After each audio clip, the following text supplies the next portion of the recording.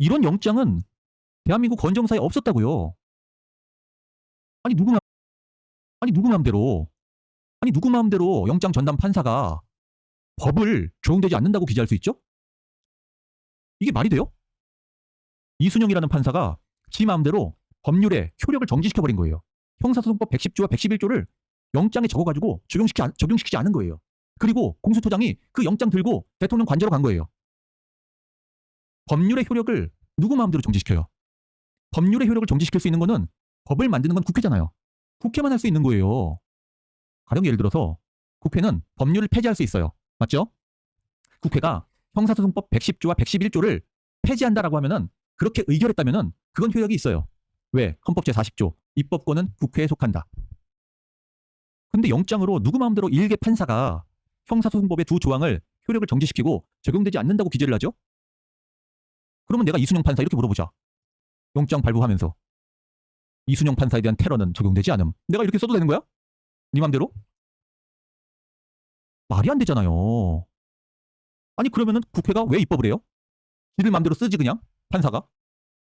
이게 얼마나 웃긴 거예요. 이거 그냥 위헌 영장이에요. 위헌 위법 영장이에요. 역사상 우리는 보지 못한 영장을 본 거예요. 대통령이 이거 들고 오라는 겁니다. 들고 와. 이 영장 집행해봐. 나중에 다 대통령 복귀하면 싹 다 감옥 들어갑니다.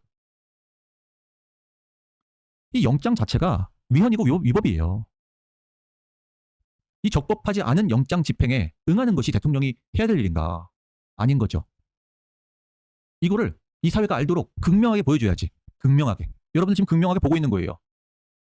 군사상 비밀을 유하는 장소는 책임자의 허가를 얻어야 된다고요. 왜 허가를 얻도록 되어 있죠? 마음대로 너희들 불법 영장 만들어가지고 군사시설에 들어와가지고 군사 기밀 가져가지 말라는 거예요. 중대한 국익을 해야 하는 거를 방지하자는 취지예요. 제 말이 틀렸나요? 좌파 친구들 이 영장이 적법하다고요? 반박해보세요. 주석 형사소송법 대표 편집자가 대법관 노태학입니다. 이 사람은 중앙선거관리위원장으로서 또 중대한 잘못을 저지른 사람이죠. 선거관리를 여러분들이 주장하시는 것처럼 매우 부정적으로 저질렀던 사람이죠. 여튼 그건 별로 중요하지 않고, 선거관리위원장인 노태학이 대표로 편집한 주석 형사소송법, 군사상 비밀을 유하는 장소는 불승낙의 의사가 명백한 때에는 압수수색 영장을 발부할 수 없다. 아니 너희들이 그렇게 이야기하잖아. 법원 실무제요. 군사상 비밀을 유하는 장소에는 불승낙의 의사가 명백해진 때에는 압수수색 영장을 발부할 수 없다. 대통령 관저는 군사시설이에요. 군사시설. 그걸 누가 허락을 해주냐고요. 불승낙의 의사가 명백하잖아요. 그러면 압수수색 영장을 발부할 수도 없어요. 왜 그렇죠? 불법 영장이 집행돼가지고 중대한 국익을 해하는 걸 방지하기 위한 취지라고요. 근데 누구 맘대로 이런 법령의 조항을 맘대로 배제해버리고 이 영장을 주고 공수처한테 이것 쪼르르 들고 가서 집행하라는 거야. 청구도 불법이고요. 발부도 불법이에요. 발부는 불법 문제가 아니에요. 그냥 위헌이에요. 위헌 영장입니다. 이런 짓들을 지금 하고 있는 거예요. 지금 이 우리법연구회 출신들이 이런 극악무도한 일들을 하고 있는 겁니다. 제가 좀 극단적인 예를 들어서 죄송한데요. 여러분들이 영장에 판사가 글자로 써가지고 입법을 할 수 없다는 걸 말씀드리고 싶었던 거예요. 이해되셨죠? 대통령이 폭동을 한 게 아니라 너네들이 폭동을 했다는 거예요. 형법 87조 내란, 국가 권력을 배제하거나 대통령이라는 국가 권력 배제하려고 들어갔죠. 문 뜯고. 국헌 문란할 목적으로. 헌법 제12조 적법 절차 원칙 위반했죠. 40조 입법권은 국회에 속한다. 법관이 네가 뭔데 네 마음대로 영장에다가 글을 짝짝짝 써가지고 형사소송법을 배제하냐고. 이거를 침해한 거죠. 헌법 40조. 국헌 문란이죠. 헌법을 어기는 걸 알면서도 문란할 목적으로 공수처와 경찰 특수단 150명이 문 부수고 진입했어요. 폭동입니다. 자 여러분, 이게요 헌법 문란 아닙니까? 여러분 중에서 중도에 있거나 좌파에 있는 분들 중립기어져 딱 받고 얘기하는 거니까 제가 얘기하는 게 틀린 거 있으면 얘기해보세요. 당신들이 얘기한 거예요. 노태학 대법관, 중선관 위원장. 군사상 비밀을 유하는 장소에는 그 책임자의 승낙 없이는 압수수색하러 못 들어가요. 못 들어간다고. 국익을 보여야 될 거 아닙니까? 누구 맘대로 너희들한테 군사시설 마음대로 들어와가지고 침탈하게 만드냐고요. 대통령은 그래서 여러분들이 생각하기에 야, 왜 수사를 안 받지? 왜 영장을 안 받지 생각하겠지만 그 전제 조건 자체가 없어요. 왜? 불법 체포영장, 불법 수색영장. 이 불법 영장에 응하지 않는 것, 위헌 영장에 응하지 않는 것이 헌법을 수호하는 대통령의 역할이고 이게 바로 법치주의를 바로 세우는 것입니다. 여러분들도 이렇게 말씀하셔야 됩니다. 이해되셨죠? 대통령은 낭만 강아지님 말씀처럼 헌법 수호의 정석을 보여주고 있는 거예요. 거부함으로써. 그 공수처 일당들이 쳐들어오라고 내비둠으로써 그 불법과 헌법 위반의 작태들을 극명하게 드러내주고 있는 거예요. 대통령 자기를 걸었어요, 여러분. 변호인도 오지 말라고 했다니까요. 자기 혼자 관저에 앉아가지고 경호처 직원들하고 그 150명 경찰 특수단 150명 온 거를 스크럼 짜고 인력으로 막았다는 거예요. 인력으로. 제가 여러분들 여기 오셨으니까 요 오늘 강의는 제가 일반으로 남기지 들이 얼마나 극악무도하고 경호처 직원들이 얼마나 법을 지키면서 대통령을 보호하고 있는지 한번 보시기 바랍니다. 자, 이게 경호처 직원들이에요. 경호처 직원들이 이렇게 스크럼 짜고 막은 겁니다. 자, 이해되세요? 여러분? 대통령은 적법 절차 원칙을 지키면서 헌법을 수호하면서 막았다는 거예요. 경호처 직원들이 모여가지고 스크럼 짜고 막은 거예요. 여러분. 그래서 여러분들이 대통령이 헌법을 얼마나 수호하기 위해서 대한민국을 지키기 위해서 단순히 대통령 한 명의 일신 안위를 추구한 사람이 아니라는 거, 그거를 제가 여러분에게 말씀드리고 싶은 거예요. 대통령은요, 헌법을 수호하고 지키는 대한민국의 상징적인 인물이에요. 여러분. 불법 세력의 침탈, 거기에 그냥 당당하게 맞서라고 한 거지, 그걸 가지고 앞에서 들어오지도 못하게 몸싸움하고 막고 막 이렇게 하지 않고 뜯고 들어오게 내비두고 침탈하게 내비두고 경호처 직원들이 몸으로 스크럼 짜고 막는 과정에서 상해를 입은 거예요. 상해를. 그래서 여러분들이 무엇이 옳고 그른지를 판단해보면은 저는 명백히 말씀드릴 수 있어요. 좌파 친구들이 진실이 아니라고 저는 생각합니다. 그 친구들은 법치란 없어요. 그 친구들이 법을 어기고 헌법을 어기는 것은 아무렇지도 않게 생각하면서 뻔뻔스럽게 대한민국을 무너뜨리고 있는 거죠. 대통령 경호처 측은 그냥 몸으로 막는 겁니다. 몸으로. 그래서 여러분들이 윤석열 대통령에 대해서 헌법 수호 의지를 여러분들이 의심한 분들이 있었다면 오늘 제가 얘기한 걸로 다 해결됐을 거예요. 누가 대한민국 국법 질서를 망가뜨리고 무너뜨리려고 하는가? 누가 국법 질서를 헌법을 지키고자 하는가? 그걸 여러분들이 오늘 분명히 본 겁니다. 그러므로 여러분들은 대통령을 6일까지 지키기 위해서 우리 또한 최선의 노력을 다하자. 그렇게 말씀드리겠습니다. 자, 대통령의 지지율이 소폭 조정을 보였지만 여전히 30% 중반대로 굳건합니다. 때릴수록 더 대통령의 지지율이 단단하게 모이고 있는 것을 알 수 있고요. 자, 제가 지난번 강의할 때 말씀드린 게 신년 여론조사에서 대통령 지지율이 36.1%였는데 소폭 조정이 돼가지고 대통령의 지지율이 34%가 됐습니다. 소폭 조정됐지만 여러분들 더욱 힘을 내자, 이렇게 여러분들께 말씀드리겠습니다. 대통령의 지지율이 30% 중반을 굳건하게 유지하고 있고 우리가 조금 더 힘을 내고 노력해가지고 대통령 지지율을 40% 이상까지 끌어올리면은 대통령이 절대로 탄핵되는 일은 없다. 그렇게 말씀드리겠습니다. 변론 준비기일 해설 드리겠습니다. 마스터칭님, 서론을 1시간 반 동안. 자, 1차 변론 준비기일 요약부터 먼저 드리겠습니다.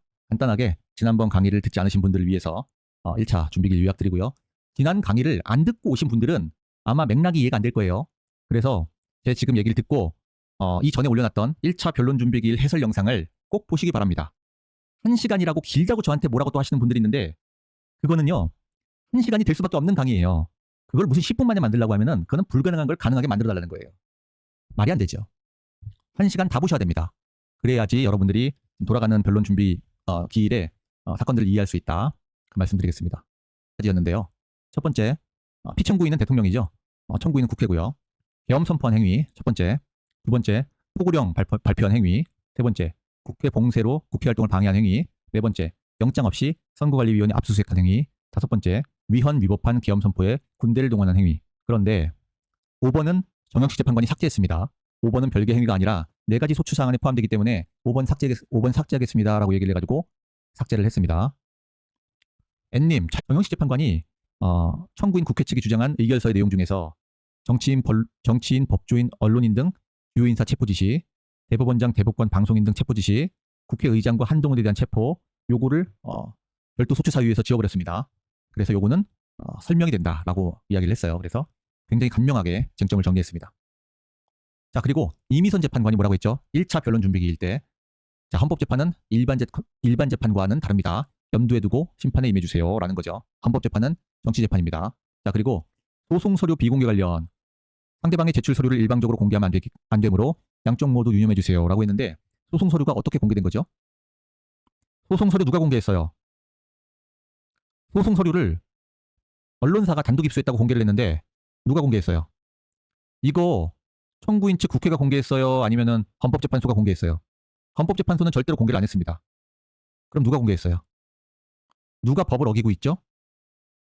헌법재판소는 이미선 재판관이 소송서류 비공개 관련 이렇게 주의를 줬는데 절대 공개 안 합니다. 큰일 나요. 이거 헌법재판소가 공개했다고 하면 큰일 납니다. 청구인이 공개했죠? 자, 그러면은 제가 이렇게 말씀드릴게요. 다시. 여러분 좌파, 우파 구별할 것도 없어요. 그냥 누가 법을 어기고 있고 누가 원칙을 어기고 있는지 그것만 보세요. 지금 누가 어기고 있죠? 청구인 쪽이 어기고 있죠? 소송서류 공개하지 말라고 했죠? 근데 소송서류를 공개했죠? 누가 지금 절차를 어기고 있죠? 그 말씀만 드리면 좌파, 우파 따질 필요도 없습니다. 누가 법과 원칙을 지키는지 알 수 있어요. 자, 1차 변론 준비 기일 요약입니다. 지금 2차 아니에요. 1차예요. 자, 1차 계속 갑니다. 정영식 재판관, 내란죄, 개헌법 위반 이런 부분을 헌법 위반으로 다시 포섭해서 정리하시겠다고요? 청구인, 네 그렇습니다. 헌법 위반으로 구성해서 주장하겠습니다. 라고 했잖아요. 여러분들은 제 1차 변론 준비 기일 강의 듣고 다 예견했고 예견한 대로 갔다라고 말씀하셨잖아요. 맞죠? 헌법 위반으로 포섭해서 정리하겠다는 거는 2차에 나온 이야기가 아니에요. 이미 1차에 나온 이야기예요. 1차에 나온 이야기라니까요. 이번에 새롭게 나온 이야기가 아니에요. 여러분들은 이거 궁금하다고 다 올리지만 이거는 새롭게 나온 이야기가 아니라 이미 나왔던 이야기예요. 이미. 그 부분에 대한 논평에 대해서는 뒤에서 말씀드리겠습니다. 자, 다음 요약해 볼게요. 정영식, 선관위 압수수색 관련해서 청구인 측에 묻겠습니다. 전산실 서버에 대한 압수수색인가요? 참고로 청구인은 전산실 서버에 대한 이야기를 한 적이 없어요. 정영식, 그 부분은 소추사유에 안 써 있어요. 그러니까 말씀으로는 전산실 서버에 대한 압수수색 행위도 말하는 거죠. 그렇게 정리하겠습니다. 라고 제가 말씀을 드렸습니다. 그래서 이 부분이 앞으로 굉장히 중요하게 다뤄질 것이다. 그렇게 말씀을 드리고, 자, 1차 변론 준비기일 정리를 했으니까 1월 3일 2차 변론 준비기일에 대해서 이야기를 드리겠습니다. 2차 변론 준비기일은 내용이 길어가지고 다 다루지는 못하고 오늘 일부만 다루고 내일 추가적으로 방송해드리겠습니다. 네. 지난 기일이어 쟁점을 정리하고 증거를 정리하겠습니다. 이미선 재판관은 증거를 정리하는 사람, 쟁점을 정리하는 사람은 정영식 재판관. 그렇습니다. 소래바퀴님, 얼굴을 보여줘요. 제 얼굴 보고 싶으면 집회 나오세요. 집회 나오신 분들은 제 얼굴을 보신 분이 있으니까 꼭 이렇게 얼굴 따지는 분들이 한두 명이 아니에요. 그럼 제 얼굴이 없으면 저를 제 방송이 이상하다고 할 겁니까? 얼굴이 중요해요? 내용이 중요해요? 꼭 그렇게 얼굴 따지는 사람들이 있어요. 한두 번도 아니고요. 제가 여러분 지난 기일이어서 쟁점 정리하고 증거 정리하겠습니다. 아, 이것도 이게 좌파야. 한국 사람은 맞나? 집회도 안 나온 사람들이 무슨 한국 사람 맞냐고. 내가 지금은 청구인이에요. 청구인 측에서 인증 등본 촉탁 신청서, 사실조회 신청서를 제출했습니다. AAA님, 멤버십 채팅으로 바꿔주세요. 멤버십 아닌 분이 멤버 클린하게 하기 위해서 어쩔 수 없이 제가 댓글창을 자, 청구인은 국회예요. 국회 측에서 인증 등본 촉탁 신청서, 사실조회 신청서를 제출했습니다. 윤 측에서 이건 피청구인이라고 할게요. 우리 법률적 용어 쓰자고요. 피청구인 측에서 절차에 대한 의견서, 답변서, 증거 인부서 제출했습니다. 지난번 1차 변론 준비기일 해설하면서 정영식 재판관이 뭐라고 했는지 제가 말씀드린 적 있죠. 절차 위반 주장하시겠습니까? 라고 피청구인 측에 대통령 측에 이야기했다라는 거 기억나세요? 여러분? 그래서 절차에 대한 의견서가 나간 겁니다. 절차에 대한 의견서는 이 절차가 맞는지, 즉 각하인지 아닌지 여부를 판단해달라는 거예요. 각하가 되면 심리할 필요도 없이 절차가 끝날 수 있다. 그래서 이게 적법 절차가 맞는지 그 절차 단계에서의 잘못된 점을 이야기를 해라라고 정영식 재판관이 그런 방향으로 변론 준비를 이끌어가지고 절차 의견서를 냈습니다. 답변서를 냈고요. 증거 인부는 뭐냐면 이는 인정, 부는 부정. 증거 인부서, 증거를 인정하는지 부정하는지에 대한 문서, 이게 증거 인부서. 됐죠?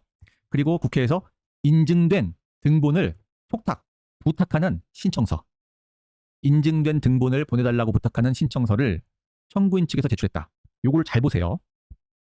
넘어가겠습니다. 일단 뒤에서도 나오니까요. 자, 그리고 이미선 재판관에 이어서 피청구인이 얘기합니다. 자, 오늘 변론 준비기일에서는 4가지 말씀드리겠습니다. 첫째, 형법상 내란죄를 탄핵소추에서 제외하는 것인지에 대한 것입니다. 제외하는지에 대한 것입니다. 이 부분이 첫 번째 변론 준비기일에서 언급이 됐었기 때문에 이 부분을 피청구인, 대통령 측이 이야기를 한 거죠. 지난번에 이미 문제가 됐던 내용이니까. 둘째, 형사소송법 법령 준수 문제입니다. 법령을 잘 준수하고 있는지에 대해서 저희가 문제 제기를 하겠습니다. 라고 얘기하는 겁니다. 셋째, 먼저 접수된 탄핵소추 사건을 우선 심리해야 된다는 점을 말씀드리겠습니다. 요거는 제가 이전 강의에서 최상목 이야기하면서 탄핵소추 사건 이전에 제기됐던 거 싹 다 먼저 심리해야 된다. 이 말씀 드렸잖아요. 그래서 그거를 먼저 심리해라라는 주장을 잘 했습니다. 거대 야당의 탄핵권 남용과 행정부 마비 시도가 계엄의 배경이니까요. 맞죠? 제가 설명드렸던 내용입니다. 이건 복습이라고 보시면 돼요. 넷째, 체포영장, 대통령에게 제기된 체포영장의 효력을 정지하는 가처분, 임시처분을 결정해 주세요. 이 내용이죠. 근데 여러분, 체포영장에 대해서 효력이 없다라고 임시처분을 하려면은 어떻게 해야 되죠? 재판관들이 결정을 할 수 있어야 되잖아요. 결정을. 그래서 결정을 할 수 있게 되었기 때문에 이 체포영장의 효력이 있는지에 대해서도 조속하게 결정해 주십사. 그렇게 4가지 요청했습니다. 아마 여러분은 제일 궁금한 거는 이제 내란죄 부분 궁금하실 거예요. 지난번에 강의 들으셨던 분들은 별로 안 궁금할 수도 있고요. 김무세팔님, 광희님, CMK님 후원해 오신 거 환영합니다. 정영식 재판관. 자, 지난 기일에 소추 사유 5가지를 특정했는데요. 요거 제가 아까 1차 변론 준비기일 요약하면서 말씀드렸죠. 기억하실 거예요. 요겁니다. 1, 2, 3, 4, 5. 이 중에 5는 정영식 재판관이 삭제를 했죠. 그래서 4개로 정리가 됐습니다. 그 부분 다시 이야기하는 거예요. 지난 기일에 소추 사유 5개 특정했는데 5번째는 다른 소추 사유할 때 함께 보겠다. 그래서 독립된 소추 사유로서는 논하지 않아도 되겠다라고 이야기를 한 겁니다. 자, 그리고 국회의원과 정당 대표 체포 지시는 제가 아까 말씀드렸던 것처럼 체포 지시도 자, 의결서에서 체포 지시, 체포 시도 3가지가 나왔는데 요 3가지를 다 삭제를 하면서 삭제라기보다는 요 체포 지시를 독립된 소추 사유로 보지 않고 나머지 소추 사유에 포함해서 함께 보겠다. 이런 취지입니다. 그래서 국회의원과 정당 대표에 대한 체포 지시가 있었다면은 국회 활동 방해다. 그리고 언론인 체포가 있었다면 언론의 자유 침해다. 법관에 대한 체포 지시가 있었다면 이것도 마찬가지로 모의 일부다라고 그렇게 주장하겠다는 건데 이게 되게 재밌는 게 뭐냐면은 보세요. 소추 사유를 가지고 이 청구인 측 국회 측이 지 맘대로 넣었다 뺐다 해요. 아니 똑같은 체포 지시인데 요 체포 지시하고 국회의원과 정당 대표에 대한 체포 지시는 국회 활동 방해 안에 포섭시키고 언론인 체포는 언론의 자유 안에 포함시키고 근데 법관 체포 지시만 별도로 소추 사유로 끄집어내가지고 빼가지고 주장하겠대. 그렇다는 것이죠? 라고 청구인이 서면을 낸 거예요. 그 청구인? 네. 그러니까 요거 하나에서도 체포라는 하나의 사안을 놓고서도 자기들 유리한 대로 어떨 때는 집어넣고 어떨 때는 빼고 이런 식으로 한다는 거예요. 요거를 잘 보시면 되겠습니다. 이게 내란죄를 집었다 뺐다 하는 거하고도 결국 연결이 되기 때문에 제가 말씀드린 거예요.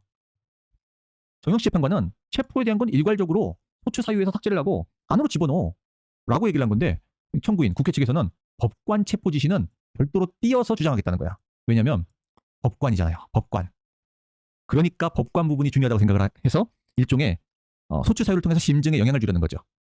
법관은 헌법재판소 재판관도 결국 법관이니까. 여튼 청구인 네 그렇게 하겠습니다. 자 정영식 그러면 법조인 체포와 관련해서 헌법 위반을 주장할래요? 법률 위반을 주장할래요? 안 쓰셨는데요. 그러니까 청구인 국회가 사법권의 독립을 침해했고 법관의 신분보장을 침해했습니다. 정영식 구체적으로 서면에 자세히 적시해 주세요. 청구인 네. 자 청구인이 이제 드디어 여러분들이 궁금해하시는 내용을 이야기를 합니다. 재판부께서 사실관계를 정리해 주셨습니다. 형법을 위반한 사실관계와 헌법을 위반한 사실관계가 동일합니다. 뭘로 동일하죠? 비상계엄. 그런데 헌법재판이 형법 위반 여부에 매몰되는 것을 방지하기 위해 헌법 위반으로 다투겠습니다. 아니 형법상 내란죄를 가지고 나팔 불고 소리소리 고래 지르면서 고래고래 소리 지르고 내란 이야기하면서 지금 전 국민을 대통령을 마치 내란죄의 수괴인 것처럼 선동하고 또 선동하고 여러분들도 내란죄의 공범, 내란 임무 종사자, 내란 선전죄 뭐 유튜버들도 내란 선전죄로 뭐 고발한다. 뭐 지금 온통 지금 한 달 동안 내란만 이야기한 게 민주당 아닌가요? 맞죠? 내란이란 뭐다? 형법. 내란죄는 형법 위반. 내란 나팔 불었잖아요. 지금도 아직도 국무총리 탄핵하면서 내란 동조자다. 그리고 지금 최상목도 내란 동조자 될 거냐. 하루에 내란이라는 말을 몇 번 보는 거야 도대체. 내란 나팔 불어가지고 온 국민들을 내란으로 세뇌를 시켜놓고 헌법재판이 형법상 내란죄 위반 여부에 매몰되는 것을 방지하기 위해 아니 매몰된 건 너네들이 한 거잖아. 너네들이 내란죄로 매몰했잖아. 근데 그걸 방지하기 위해서 헌법 위반으로 다퉈가지고 헌법재판에 맞는 주장과 입증이 이루어지게 하기 위함입니다. 라고 얘기를 하는 거야. 자 그리고 재판부가 권유하신 바라고 생각이 됩니다. 제가 재판부가 권유하신 바라고 써놨죠. 자 여기서 어떤 하나의 현상을 볼 때 여러분과 저의 관점 차이가 있을 거예요. 여러분은 재판부가 권유하신 바라는 말을 보면서 정영식 밟아 죽여라고 외치죠. 여러 우파분들이 정영식 재판관 밟아 죽여 이렇게 얘기하더라고요. 그런데요. 정영식 재판관이 지난 시간에 이 부분을 미리 언급을 했죠. 그리고 제가 뭐라 그랬죠? 요거는 정영식이 요 쟁점을 드러내기 위해서 굉장히 저는 합리적이고 타당한 조치라고 말씀드렸죠. 이게 관점이 다른 거예요. 그러니까 아마 여러분들 지금 채팅창 풀어놨으면은 분명히 그렇게 얘기했을 거예요. 정영식 밟아라, 정영식 죽여라, 정영식 처단해라, 헌법재판관 다 넘어갔다, 다 죽여라, 밟아라, 죽여라. 자유지성 좌파 개새끼 뿌락지. 아니 내가 뿌락지면 왜 이런 방송을 합니까 여러분? 어떤 관점인지 잘 보시라고요. 이 쟁점을 만든 게 누구예요? 이 쟁점을 누가 만들었어요? 제가 그거 물어볼게요. 재판장이 재판 진행하잖아. 정영식이 이 쟁점 누가 만들었어요? 여러분 1회차 변론준비기를 해설본 분들은 제 얘기 기억하시죠? 이거 누가 만들었어요? 이 쟁점. 이거 정영식이 만들었잖아. 이 쟁점을요. 맞죠? 이 쟁점은 핵심 쟁점이에요. 스프냉 푸딩님, 주진우는 법 좀 아는 사람인데 왜 그럴까요? 주진우가 왜 거품 물었어요? 주진우가 거품 물은 이유는 정영식 재판관이 이 쟁점을 극명하게 드러냈잖아요. 주심으로써. 정영식 재판관이 이 재판 진행 안 했으면 여러분들이 이거 거품 물고 이야기했겠어요?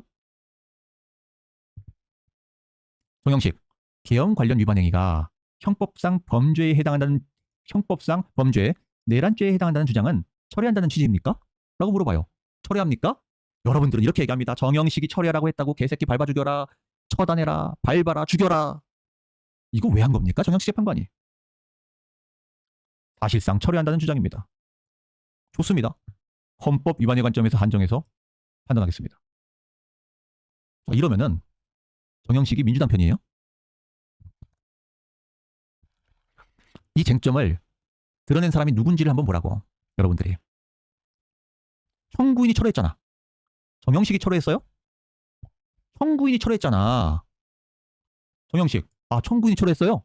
그럼 헌법 위반의 관점에서만 한정해서 판단할게요. 청구인이 철회했지 정영식이 철회했냐고. 정영식은 쟁점만 드러냈잖아요. 너 철회할 거야? 라고 유도하는 척했지만 청구인이 이걸 철회한다는 주장을 하게 이끌어냈잖아요. 맞잖아요.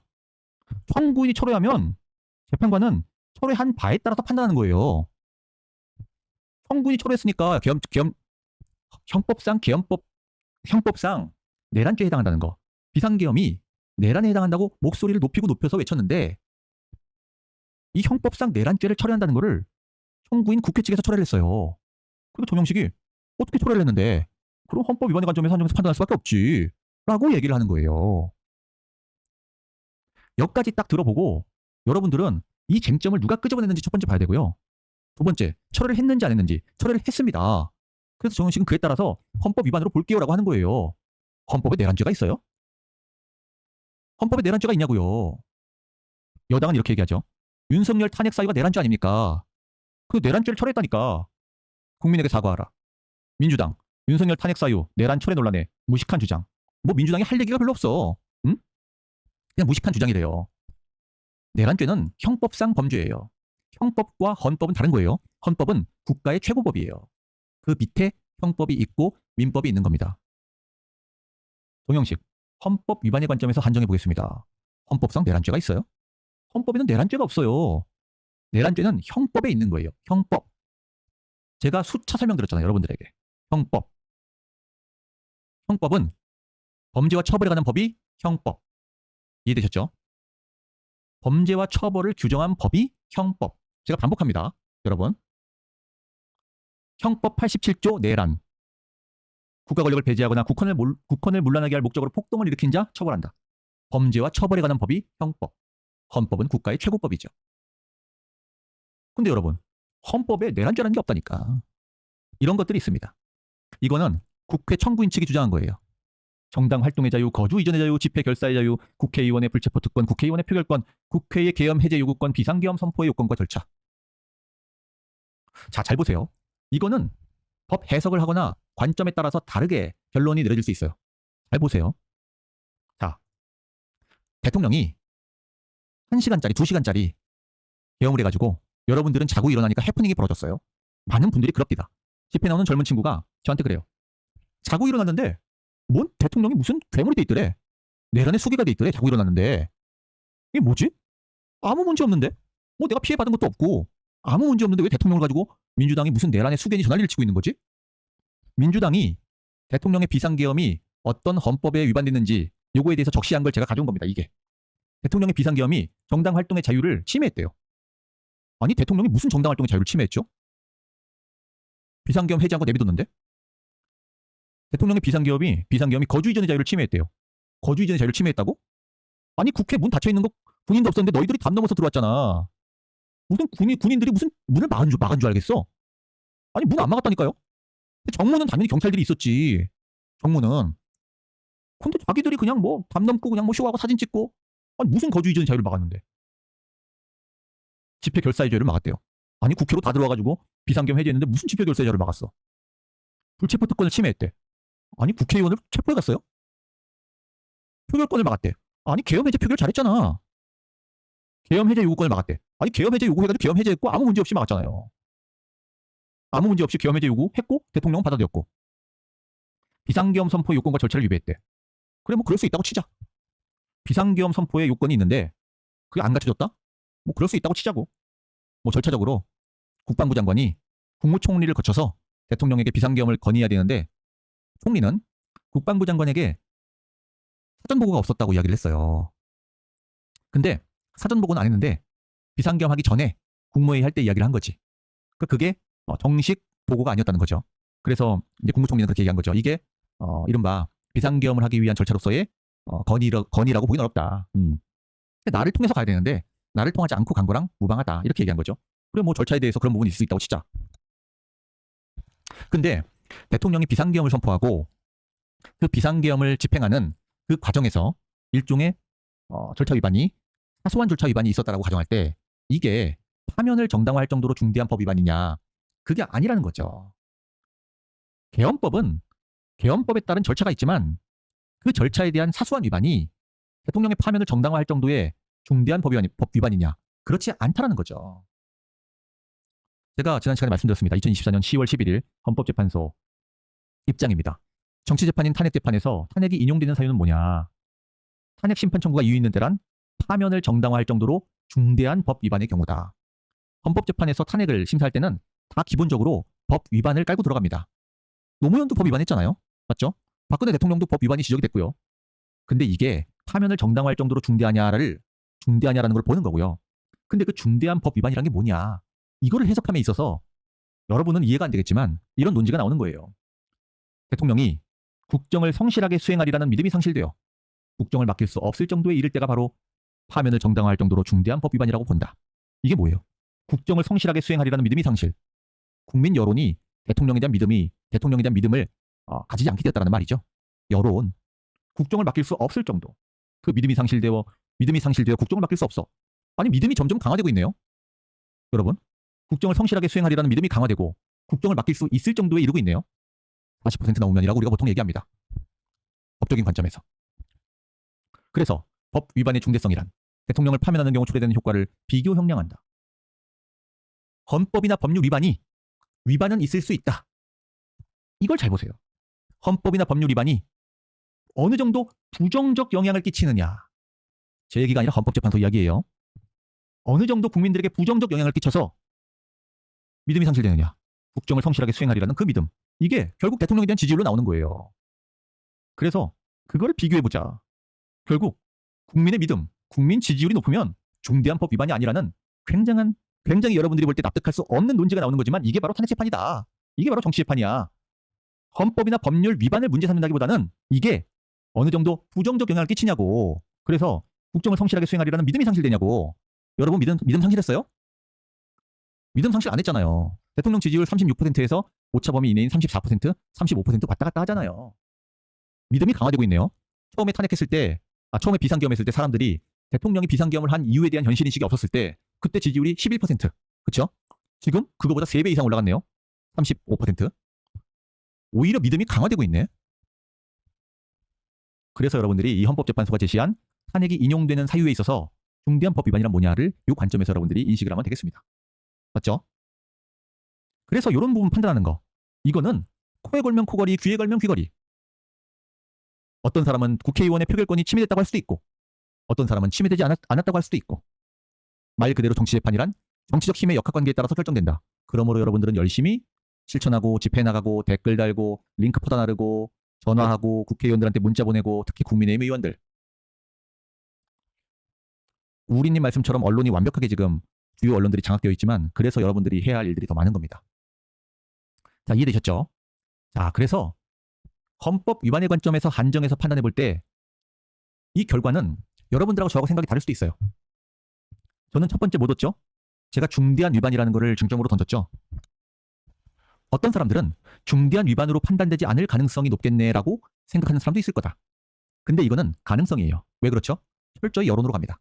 철저히 여론으로 가서 여론이 국민들에 대한 믿음, 재신임으로 이어질 때 중대한 위반이 아니다. 박근혜 대통령 때처럼 지지율이 10%를 못 넘어 6, 7에서 왔다 갔다 해. 그러면 중대한 위반이다. 이렇게 된다는 거예요. 여러분들이 판단하고 여러분들이 저한테 욕한다고 되는 문제가 아니에요. 철저히 정치재판이란 국민 여론과 집회의 현실적인 세를 통해서 보여주는 거예요. 제가 그래서 지난 시간 역사를 얘기하면서 노무현 대통령과 박근혜 대통령의 차이에 대해서 말씀드렸잖아요. 노무현 대통령은 탄핵되자마자 촛불 집회의 물결이 전국으로 일어서 노 대통령이 청와대 뒷산에 가서 그 광경을 보고 내가 탄핵되지 않겠구나라고 생각을 했다. 박근혜 대통령은 3.1절에서 말 그대로 100만 태극기 집회가 모였지만 이미 끝난 상태였다. 이미 심리가 끝났는데? 결정만 남았는데? 이미 늦었다는 거죠.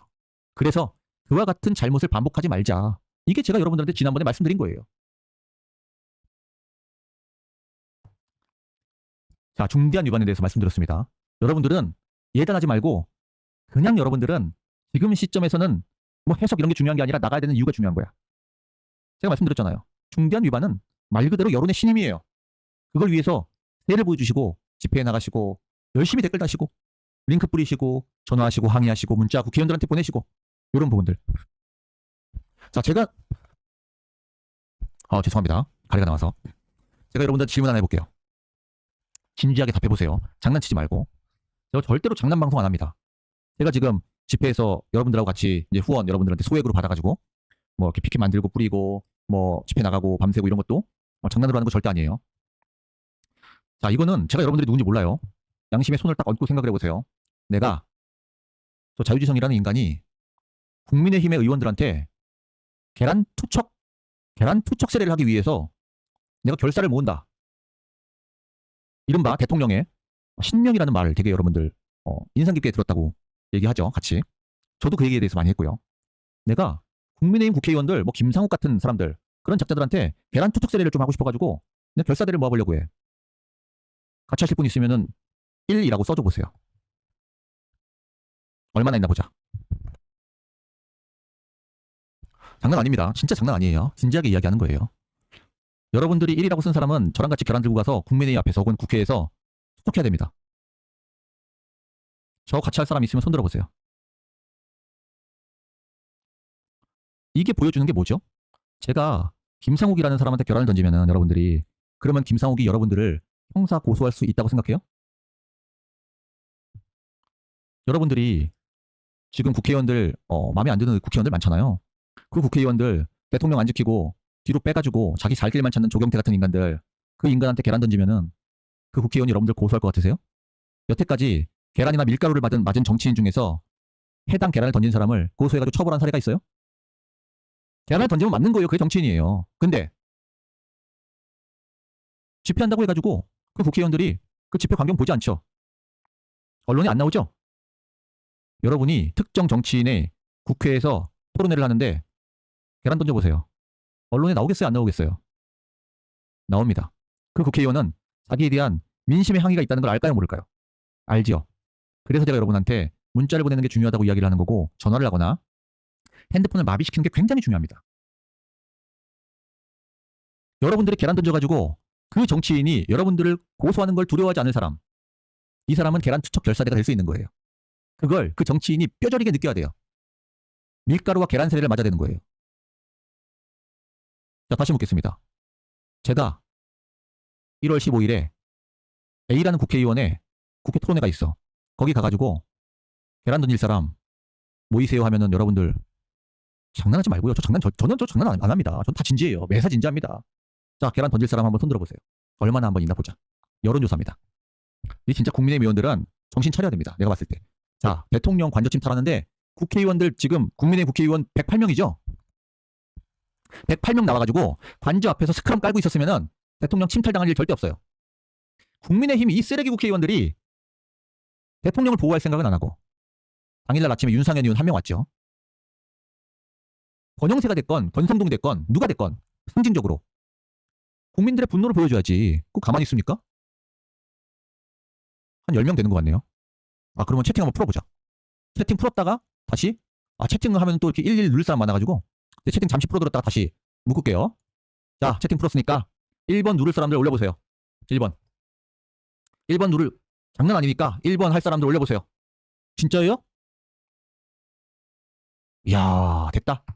대한민국 아직 살아있네. 야, 이거 우파 살아있네. 살아있네.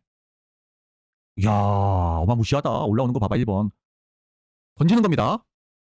던집니다. 여러분, 배신자들에게 던지겠습니다. 아, 좋아요, 좋습니다. 너무 좋습니다. 국민저항권, 좋습니다. 이게 바로 국민저항권이죠. 감딸기님, 진짜 너무 던지고품. 여러분들 권영세, 또 누구야? 권성동, 이런 사람들 제대로 안 싸우잖아. 비상대책위원장인데, 원내대표인데, 꼭 제대로 싸우라고 던질 수 있는 거 아니에요? 바르미님, 조경태, 김상훈만 던집니다. 자이보님, 계란 갖고 되겠냐? 근데 왜 계란이냐면, 계란은 정치적으로 굉장히 상징적 의미가 있는 도구예요. 계란을 던졌을 때, 여러분들 예전에 그 정치인들 계란 맞은 거 못 봤어요? 이회창 계란 맞은 거, 노무현이 계란 맞은 거, 그 다음에 황교안 계란 맞은 거 못 봤어요? 언론에서 봤잖아요. 지금 계란을 맞을 사람이 누구냐? 그게 바로 국민의힘 정치인들이에요. 왜? 국민의힘이 똘똘 뭉치면은 그 대통령에 대한 체포영장 집행 막는 게 어려운 일이 아니거든요. 국민들의 분노를 보여주는 게 굉장히 중요하다. 왜? 제가 얘기했죠. 내가 지금 여러분들 청년들 지금 20, 30명, 많이 올 때는 50명 이런 분들하고 피켓 뿌리고 있는데 국민의힘 국회의원이 108명이잖아요. 한 국회의원당 둘 수 있는 보좌관이 8명이에요. 그럼 800명 보좌관 뒀다 뭐 할래?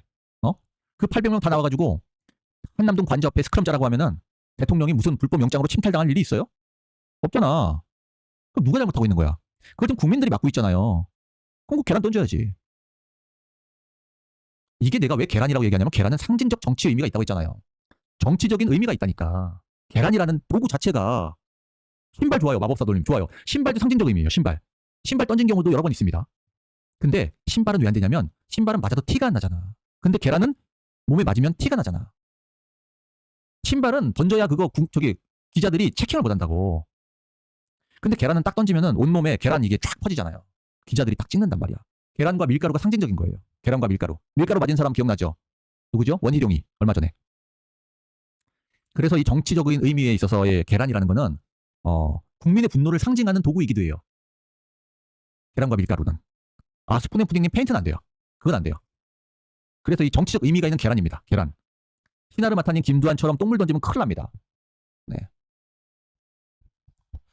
그래서 여러분들이 이 국민적인 분노를 제대로 싸우지 못하는 정치인들에게 보여주는 것도 굉장히 중요하다. 제가 여러분들에게 1월 5일이니까 1월 내로 계란 투척조 모집하면은 여러분 진짜 지금 다 1번 올린 것처럼 얼마나 오시나 한번 보겠습니다. 자, 그러면은 이제 내가 또 괜히 또 새길로 빠져가지고 여러분들 시원한 얘기하니까 또 저에 대해서 이상한 얘기 안 하시네요. 그러면은 여러분들 같이 데리고 하다가 또 이상한 얘기 하시면은 멤버십 전용으로 바꾸겠습니다. 자, 첫 번째 얘기했습니다. 헌법 위반의 관점에서 한정해서 판단할 때 중대한 위반 판단되지 않을 가능성? 이거는 제가 길 수도 있고 아닐 수도 있다고 말씀드렸어요. 이거는 뭐에 따라 달려있다? 철저히 국민의 믿음, 신뢰. 이거는 헌법재판소에서 이야기한 바 그대로예요. 이해됐죠? 자, 두 번째. 내란죄 여부를 판단하지 않는다고? 이거는 소추 사유를 바꾼 거야. 소추 사유를 변경한 거야. 이게 무슨 의미가 있지? 네, AAA님 말씀처럼 헛소리 하면은 바로 채팅을 회원 전용으로 바꿉니다. 자, 두 번째 갑니다. 내란죄 여부를 소추 사유에서 지워버린다고? 뺀다고? 형법상 내란죄를 판단 안 한다고? 야, 너네들이 형법상 내란죄라며. 어디서? 국회 탄핵소추 의결서에서. 너네들이 탄핵소추 의결서에서 내란이라고 하고 내란을 어떻게 빼지? 그러면 그게 탄핵소추 의결서가 맞아? 이게 바로 우리가 말하는 탄핵 소추 사유의 변경이라는 거예요. 탄핵 소추 사유의 변경. 자, 세 번째 가기 전에 두 번째 이야기 하겠습니다. 내란죄 소추 사유 철회. 형법상 내란죄죠. 형법상 내란죄를 소추 사유에서 철회한다. 말 그대로 소추 사유에서 없애버리는 거예요. 이거에 대한 법적 관점을 보겠습니다. 탄핵 소추가 통과된 2차 탄핵 소추 의결서에 내란이라는 말이 무려 38번 등장해요. 내란죄 38번이 등장합니다. 근데 통과되지 않은 1차 첫 번째 탄핵 소추 사유 전문을 보면은 3단락, 보통 3, 4단락인데요. 내란이라는 말이 한마디도 없어요. 결국에 1차 탄핵 소추는 비상계엄 선포가 쟁점이었어요. 그런데 이거는 국회에서 부결됐습니다. 근데 민주당 요놈들이 내란죄로 국민들을 세뇌하기 시작하면서 2차 탄핵 소추에는 내란죄를 전면으로 부각시켜요. 이게 국회에서 가결되죠. 그러니까 국회 부결과 가결 사이에는 배신자들이 있었을 뿐이지. 다만 그 배신자들이 중요한 게 아니라 배신자들을 빼놓고 현상만 봐야 돼. 우리는 배신자라는 건 배후에 있는 이제 어떤 이 부결과 가결이 한가름 나게 된 배후에 있는 배경일 뿐이고, 근데 우리는 결론적으로 드러난 현상만 봐야 돼. 1차 탄핵 소추는 비상계엄 선포가 쟁점이었고 부결됐어요. 2차 탄핵 소추는 내란죄가 쟁점이었어요. 형법상 내란죄. 이게 가결됐다는 거야. 그러면은 2차 탄핵 소추 핵심은 무조건 형법상 내란죄. 형법상 내란죄. 요게 중심이 돼서 통과된 2차 탄핵 소추 의결서를 잘 읽어보세요. 제가 3단락이 나온 2차 탄핵 소추 의결서의 전문에 해당하는 탄핵 소추 사유를 요약했습니다. 자, 첫 번째 단락. 탄핵 소추 사유 전문이 3단락이에요. 그리고 그 전문을 구체화한 게 탄핵 소추의 이유라는 형식으로 제시가 되는 거예요. 자, 첫 번째 단락의 핵심은 이런 문구가 나와요. 국헌을 문란할 목적으로 일련의 폭동을 일으킴으로써 내란죄를 범하였다는 것이며, 이게 탄핵 소추 사유 전문의 첫 번째 단락이에요. 자, 두 번째 단락 볼게요. 헌법이 부여한 기엄 선포권으로 국헌을 문란할 목적으로 무장폭동하는 내란죄를 저지름으로써 중대한 위헌 위법 행위를 했다는 것이다. 중대한 위헌 위법 행위를 한 이유는 무장폭동하는 내란죄를 했기 때문이라는 거예요. 자, 탄핵 소추 사유의 두 번째 단락도 내란죄. 세 번째 단락. 피소추자는 내란죄 등 범죄 행위를 통해 헌법 질서의 본질적 내용을 훼손하고 침해하였으니 이것을 이유로 탄핵 소추를 발의한다. 세 번째 단락도 내란죄. 통과된 2차 탄핵 소추 의결서의 핵심은 국헌을 문란할 목적으로 내란죄로 탄핵 소추를 발의한다. 이해되시죠? 결국 통과돼서 지금 헌법재판소에 접수된 탄핵 소추 의결서는 탄핵 소추 사유가 내란죄라는 거예요. 내란죄. 여러분도 내란죄 선동당하고 있죠? 언론도 맨날 내란죄를 나팔을 불죠? 여러분도 내란 선동죄, 내란 선전죄, 내란 동조죄, 방조죄, 뭐 무슨 다 내란이야. 노래를 불렀죠, 내란을. 자, 헌법재판소 기존 2번의 탄핵 사건의 결정을 보겠습니다. 헌법재판소는 탄핵 소추기관인 국회 탄핵 소추 의결서에 기재된 소추 사유에 의하여 구속을 받는다. 대통령 노무현 탄핵 사건. 자, 탄핵 소추 의결서에 기재된 소추 사유에 구속을 받는다. 대통령 윤석열의 탄핵 소추 의결서에 기재된 소추 사유는 형법상 내란죄. 여기에 구속을 받는다. 두 번째, 대통령 박근혜 탄핵 사건. 국회가 탄핵 심판을 청구한 뒤 별도의 의결 절차 없이 기존의 소추 사유와 동일성이 인정되지 않는 정도로 소추 사유를 변경하는 것은 허용되지 아니한다. 대통령 박근혜 탄핵 사건. 별도의 의결도 없이 내란을 뺐어. 내란. 그렇게 한 달 내내 내란을 세뇌했으면서 내란을 소추 사유에서 빼버린다. 형법상 내란죄를 빼버리겠습니다. 이것이 기존의 소추 사유와 동일성이 인정됩니까? 인정 안 됩니까? 인정 안 되죠. 그렇게 내란이라고 선동을 해가지고 통과시키고 국민들에게 내란 했으면서 그걸 형법상 내란죄를 빼겠습니다. 이거는 기존의 형법상 내란죄라는 소추 사유와 동일성이 전혀 없는 거예요. 아니, 내란이 있다가 사라졌잖아. 뺐잖아. 동일성이 인정되지 않는다니까. 이것은 소추 사유의 변경으로 허용되지 아니한다. 대통령 박근혜 탄핵 사건. 별도의 의결 절차가 있으면 가능하다. 이 얘기는 뭐냐면 기존의 소추 사유와 동일성이 인정되지 않는 정도의 소추 사유 변경은 탄핵 소추 그 자체가 무효라는 거예요. 무효. 이해되죠? 그래서 지금 민주당이 두 번째 변론 준비기일에서 탄핵 소추 사유에서 내란죄 빼겠다고 했죠. 요거를 어떻게 주장하라는 거예요, 여러분이? 정영식 재판관이 운동을 할 수 있어요? 무브먼트를 할 수 있냐고. 없잖아요. 헌법재판소 대통령 박근혜 탄핵 사건에 뭐라고 나와 있어요? 별도의 의결 절차 없이 동일성이 인정되지 않는 정도로 소추 사유 내란죄를 빼? 허용되지 않는다고 무효니까 국회가 별도의 의결을 하거나 기존의 탄핵은 무효고 그럼 별도의 의결을 하거나 아니면 너희들이 그렇게 하는 거는 허용되지 않는 거야. 이 탄핵은 무효. 의결해. 의결하세요. 박근혜 탄핵 사건을 보면 알 수 있다는 거지. 이거를 여러분들이 주장하라는 거예요. 여러분들이 국민의힘 108명에게 계란 던지면서까지 이거를 전면에 드러내가지고 싸우라는 이야기잖아. 재판관이 싸움을 어떻게 하냐고. 재판관이 재판 절차를 어떻게 중단을 시키냐고. 이해 안 되세요, 진짜? 재판장이 여러분들에게 어떻게 이야기를 할 수 있겠냐고. 내가 볼 때 내 법률가의 관점에서 재판관이 여러분들에게 줄 수 있는 힌트는 이거밖에 없어. 이거 말고 뭘로 재판장이 여러분들한테 선동을 해가지고 여러분이 별도의 의결 절차 거치라고 하세요. 탄핵이 무효라고 하세요. 이거 민주당이 뻘짓한 거니까 이거 가지고 전면에 내세워가지고 헌법재판소 엎어버리세요. 이런 이야기를 어떻게 하냐고. 재판장이라니까. 내가 아까 이 쟁점 누가 만들었다고 했어요. 이 쟁점은 정영식이 처음부터 만든 거잖아. 내가 1차 때 설명드렸잖아요. 그럼 어떻게 해야 돼요? 국민의 의원들 조져가지고 108명 조져가지고 엎어버리게 만들어야지. 그리고 국민들도 엎어버려야지. 엎어버려야지. 이해되세요? 재판관은 그저 재판을 할 뿐이에요. 단지 이 쟁점을 끄집어내가지고 여러분들한테 어떤 쟁점으로 판을 엎으라고 얘기를 하는 거잖아. 근데 여기서 국민의힘이 안 싸워? 그러면은 계란하고 밀가루랑 가져가서 뭔 저기를 하더라도 응? 국민의힘을 엎어버린 한이 있더라도 아니 쟁점을 답을 알려줬는데 왜 안 싸우냐고.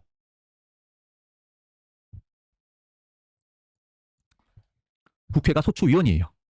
국회가 소추위원이야. 근데 국회 법제사법위원회 위원장 정청래가 소추위원이죠. 소추위원 대표예요. 소추위원은 지 맘대로 소추 사유를 넣었다 뺐다 할 수 없어. 제가 아까 노무현 탄핵 사건 때 뭐라고 했어요. 국회 탄핵 소추 의결서에 기재된 소추 사유에 구속받잖아. 소추위원은 그냥 의결서에 기재된 대로 해야 되는 거예요. 그냥 지 맘대로 소추 사유를 넣었다 뺐다 하면 안 돼. 넣었다 뺐다 하면은 이렇게 하려면 국회 의결이 필요하다고요.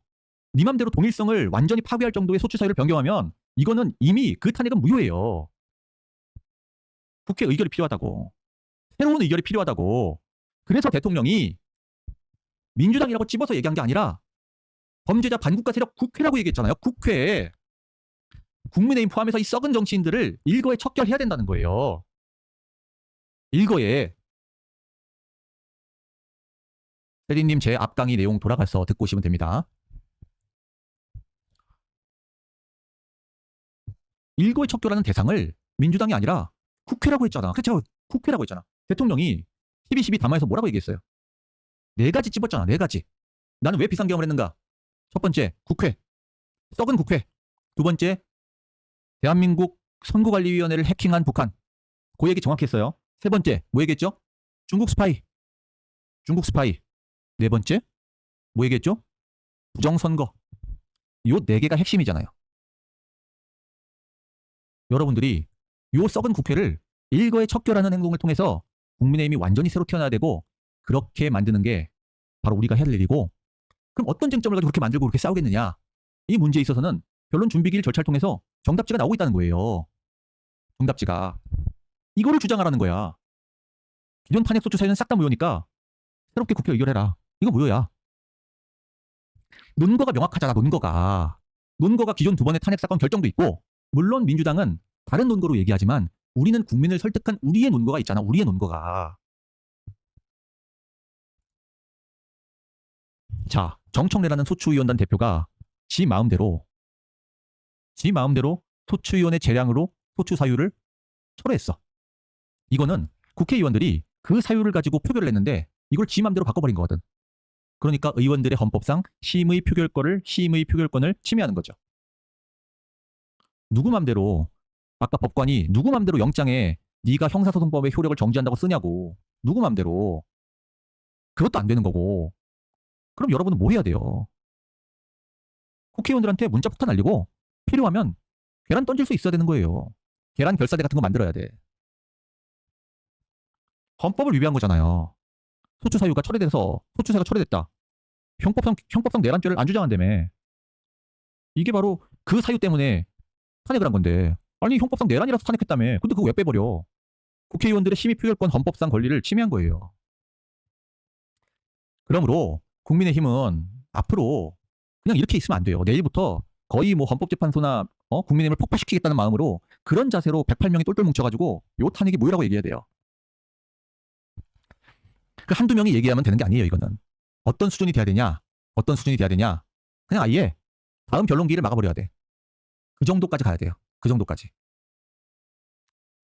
내가 봤을 때 재판관이 이상할 수는 없어요. 그러면은 내가 얘기해 봅시다. 이 쟁점을 국민의힘이 가져왔어요? 이 쟁점을 권성동이 가져왔어? 이거를 권영세가 가져왔어요? 아니잖아. 이 쟁점은 헌재 정영식이라는 사람이 가져온 거잖아요. 여러분들이 정영식이를 좌파라고 욕하기 전에, 무슨 배신자라고 민주당은 한패라고 얘기하기 전에 간단합니다.